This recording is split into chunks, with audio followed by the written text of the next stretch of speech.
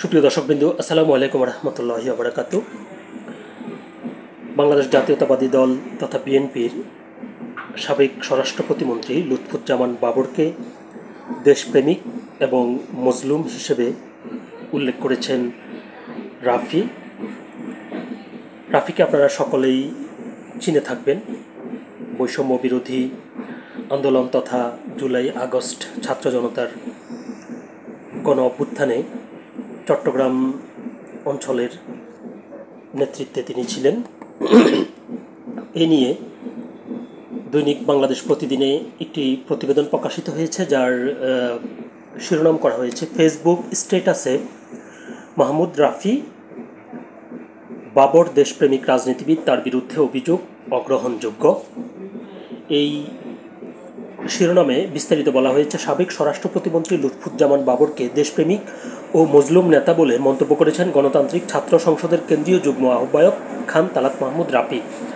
সোমবার তার official Facebook অ্যাকাউন্টে এক স্ট্যাটাসে তিনি এই মন্তব্য করেন। রাফি বলেন, লুৎফুজ্জামান বাবর একজন পরীক্ষিত মজলুম ও দেশপ্রেমিক রাজনীতিবিদ। তার বিরুদ্ধে উত্থাপিত অভিযোগসমূহ দেশের আদালতের মাধ্যমে নিষ্পত্তি হয়েছে এবং তিনি নির্দোষ প্রমাণিত হয়েছেন। তিনি বলেন, একজন নির্যাতিত ও মজলুম রাজনীতিবিদের বিরুদ্ধে পুনরায় এমন অভিযোগ উত্থাপন অনাকাঙ্ক্ষিত, অপ্রত্যাশিত এবং সম্পূর্ণরূপে অগ্রহণযোগ্য। রাজনীতিতে শিষ্টাচার ও ন্যায়বোধ বজায় রাখা অতীব প্রয়োজনীয়। এর আগে রবিবার নেত্রকোনা জাতীয় নাগরিক পার্টি তথা এনসিপির সমাবেশে সাবেক স্বরাষ্ট্র প্রতিমন্ত্রী লুৎফুজ্জামান বাবরকে নিয়ে মন্তব্য করেন দলটির মুখ্য সমন্বয়ক নাসিরউদ্দিন পাটোয়ারি। তার বক্তব্য ঘিরে নেত্রকোনায় বিএনপি নেতাকর্মীরা প্রতিবাদ জানিয়ে মিছিল করেন। তো রাফির এই যে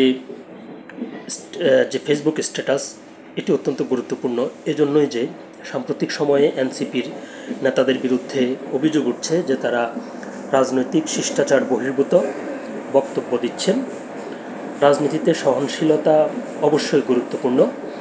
আর রাফি যে কথাটি বলেছেন যে কোনো অপরাধের বিচার যখন আদালতের মাধ্যমে শেষ হয়ে যায়, আদালত থেকে যখন একজন ব্যক্তিকে নির্দোষ ঘোষণা করা হয়, তখন আর তাকে সেই বিষয় নিয়ে দোষারোপ করা কিংবা কটু কথা বলা অবশ্যই অগ্রহণযোগ্য। রাজনীতিতে এটি অবশ্যই অতীব প্রয়োজনীয়, কারণ আপনি যখন কাউকে আক্রমণ করবেন তখন তারাও আপনাকে আক্রমণ করবে এবং কুরুচিপূর্ণ কথা বলবে, যার প্রেক্ষিতে উত্তেজনা ছড়াবে এবং বিভিন্ন ধরনের সমস্যা তৈরি করবে। তো সকলে ভালো থাকবেন, সুস্থ থাকবেন। আল্লাহ হাফেজ।